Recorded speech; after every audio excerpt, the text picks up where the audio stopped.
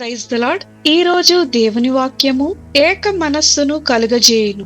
వారు నా కట్టడలను నా విధులను అనుసరించి గైకొనున్నట్లు నేను వారికి ఏక మనస్సును కలుగజేసి వారి యందు నూతన ఆత్మను పుట్టింతును. యెహెజ్కేలు గ్రంథము 11వ అధ్యాయము 19వ వచనం. దేవుని ప్రజలైన ఇశ్రాయేలీలు లోకంలో ఆయా దేశములకు చెదరగొట్టబడి భయముతో జీవిస్తున్న సమయంలో వారు నిజ దేవునికి దూరమై తిరుగులాడుతుండగా దేవుడు వారిని దర్శించి వారు ఆయన ఆజ్ఞలను గైకొనున్నట్లుగాను వారు కోల్పోయిన దేశమును, కుటుంబాలను, ఆస్తిని సంపాదించుకొనున్నట్లుగాను ఐక్యత లేని వారి జీవితాలలో వారికి ఏక మనస్సును కలుగజేసి వారిలో ఉన్నటువంటి రాతి గుండెను తీసివేసి మాంసపు గుండెను ఇచ్చెదనని వాగ్దానం చేస్తున్నాడు.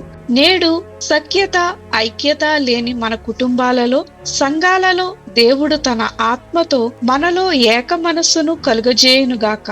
ప్రార్థన. ప్రభువైన యేసు, మా కుటుంబాలలో, మా దేశంలో, మా సంఘాలలో ఐక్యతను అనుగ్రహించమని యేసు నామమున అడుగుచున్నాము తండ్రి.